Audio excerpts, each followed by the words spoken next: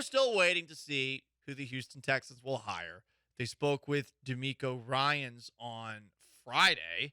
They've also spoken with Jonathan Gannon. From the sound of things, Jeremy Fowler of ESPN, Ryans and Gannon are the front runners to be the next head coach of this team.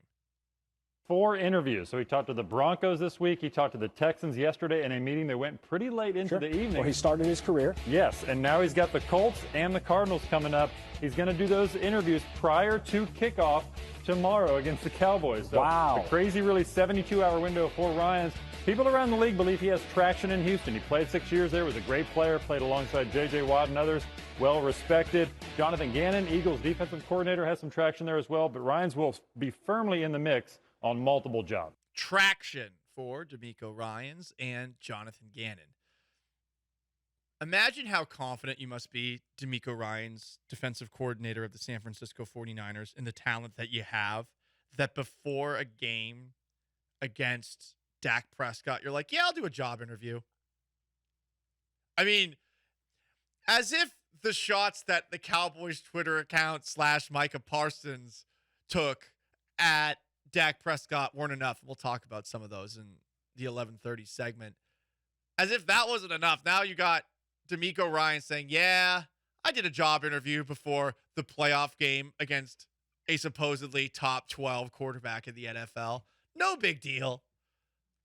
So Ryans can multitask. We did learn that. Okay. Those are the 2 leading candidates. Ryans is definitely the more sentimental pick. I don't know how many people heard this conversation on the bench yesterday, but I got this impression as well. It felt like over the weekend, everybody decided, yeah, DeMeco Ryans is the guy. Here are the boys of the bench discussing that yesterday. DeMeco looks to be a great head coaching candidate, but I'm seeing so many people that are just DeMeco or bust. I don't have to have a guy who played for the Texans as the head coach. I would love DeMeco Ryans here, but there's lots of good candidates. So I think Shane Steichen would be a good candidate. Gannon, I know a lot of people have a lot of respect for Gannon as well. I would like DeMeco for sure. Look, it's easy to like DeMeco because he does what fans like. Number 1, he has a really good defense. Number 2, he's a former Texan. Number 3, there's videos of him being a leader with the Texans, firing guys up, getting along with his players. All that stuff is very positive. It makes you feel good. I mean, frankly, it's the opposite of Bill O'Brien in a lot of ways. There's some other really good minds out there. We don't know how coordinators are going to be as head coaches. I do feel like DeMeco has the mindset and the demeanor of a head coach that I would want.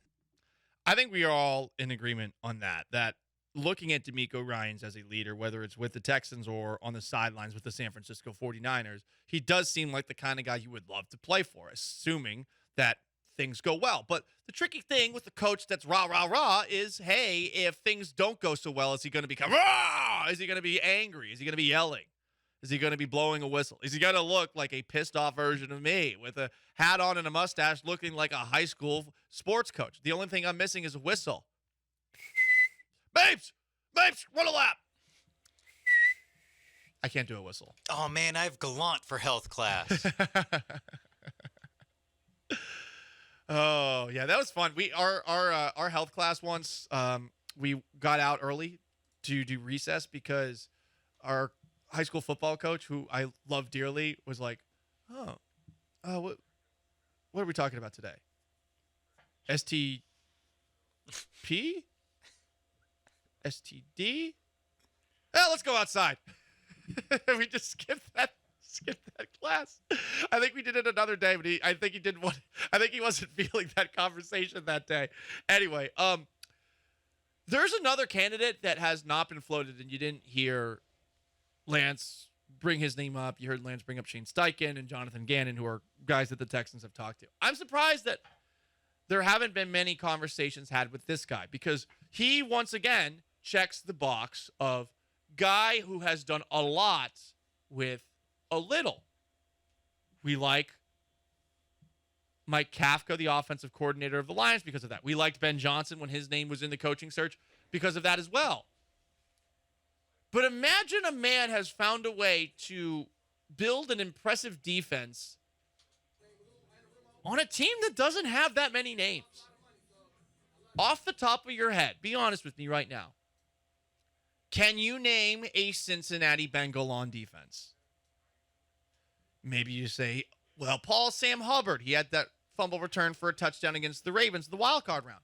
Maybe you say Eli Apple. Yeah, that guy that constantly is getting dragged online when he sucks. After that, can you name another one? I was thinking long and hard without looking at the roster because I've watched this defense, not just this year's playoffs, but last year's playoffs, be really good. Who has frustrated Patrick Mahomes more over the last couple of years than the Cincinnati Bengals defense? Eli Apple had this to say about Bengals defensive coordinator after they took down the Buffalo Bills 27-10. This is what he had to say about Lou Anarumo.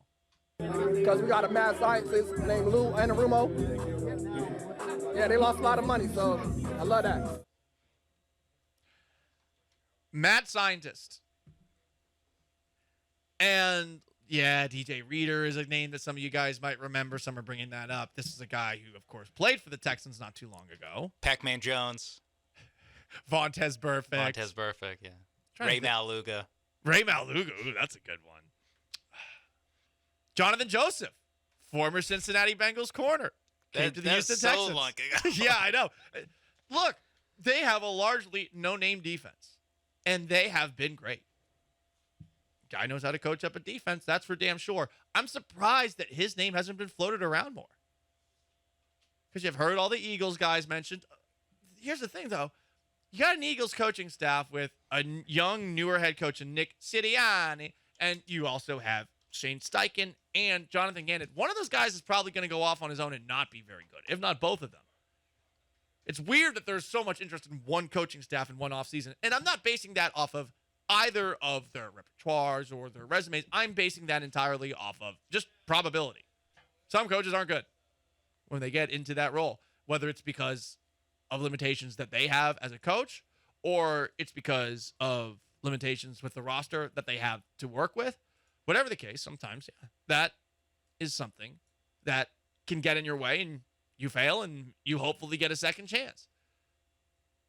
Lou Anarumo has made the Bengals defense, though, into a damn good unit that at times has carried this team. And we consistently talk about Joe Burrow, Jamar Chase, T. Higgins, Joe Mixon. Like, the Bengals have some very good skill players on the offensive side of things. But who do you think should have had more credit for a 27-10 win over the Buffalo Bills? Is it Burrow and the offense and the scheme that they drew up? Or is it the Bengals offense that stifled Josh Allen, a quarterback who against certain teams is unstoppable? I mean, think about it from this perspective. The Patriots had one of the best defenses in the NFL this past season. And if you watch Josh Allen play against that team, Josh Allen still made his plays. Bengals completely snuffed that out, and they give Patrick Mahomes fits. I'm not saying that this guy should be ahead of any other coaching candidate because I'm of the belief right now that it's really difficult to determine who actually will be a good head coach. I'm just surprised that we have not heard Lou Anarumo's name mentioned, honestly, at all. Were you even aware of Lou Anarumo before this week? I knew the Bengals had a good defense. Off the top of my head, I would have had to look up who the Bengals defensive coordinator is. But he's getting a lot of praise, deservedly so, and I'm surprised that he is not a coaching candidate seemingly for anybody at this point in time. Lou Anarumo. It's surprising that he hasn't gotten a call because it's not like he's been a head coach before, and he's done a lot with that Cincinnati Bengals defense. Is it because of his age? He's 56 years old. Is it because he's from Staten Island? People perhaps intimidated by somebody from there. Not going to lie, not always the worst thing in the world to be intimidated by someone from Staten Island. It's a different place. Very intense. Salt of the earth intense, but intense. It's not for everybody. If we're just going off of stereotypes. But while we're going off of stereotypes, could there be a little anti-Italian discrimination going on here? I don't know. I'm just asking the question. Anarumo. By the way, coached at Syracuse. Wow. He was a graduate assistant and assistant defensive backs coach from 1990 to 1991. Those were the glory days, Sean. You laugh. Were those the glory days? Those were when Syracuse wasn't that bad. Wasn't that far away from the time they went undefeated. Because they had Lou on the on the squad. Damn right, Lou Anarumo. Syracuse defense, Harvard defense, assistant head coach at Harvard. Smart man. Gotta be. By proxy. When did he make the jump to pro football? He made the jump to pro football in 2012. Oh wow! So he's been Very in the recent. game. He's been in the game for 10 years. Yeah. He has a very interesting coaching resume. And look, some guys, they don't get an opportunity until late in life. That doesn't mean the guy can't be good in his first opportunity. And to this point, this is the highest title he's ever had. He was the Dolphins defensive back coach and interim defensive coordinator in 2015 before going to the Giants as their defensive back coach in 2018. Defensive coordinator. Look, you're looking for a guy who's going to get the most out of Derek Stingley. Again, we're spitballing at this point in time. No one actually knows if any of these guys are going to work out or not. I think some people, with the just banging on the table that they're doing for a specific coaching candidate, they don't know what they're talking about. It really is speculation and guesswork at this point in time. And I suppose that makes me a poor sports talk show host, but sorry, I'm not going to go out and say, put my neck out there over a ledge for some rando, I'm not. But I'm surprised that Lou Anarumo has not gotten any interest, seemingly. Yeah, at least talk to him. Talk to the man. Why not? Maybe he's just so much of a mad scientist. He's just in the lab on a Friday night, not like DeMeco Ryans talking to anyone. Yeah, I'm DeMeco Ryans. I'm going to do an interview before the NFC divisional playoffs against the arch rival of the San Francisco 49ers. Yeah, Sunday lunch. Let's do it. Yeah, Yeah. sure. No, my game's not until 5. All right. I might have to dip early, but yeah, I have a hard out at 4:30, so I 4:30. could go to the game. right. We could get lunch at the stadium. We could get lunch actually in downtown San Francisco. Let's go to Napa for the interview, huh? How about that?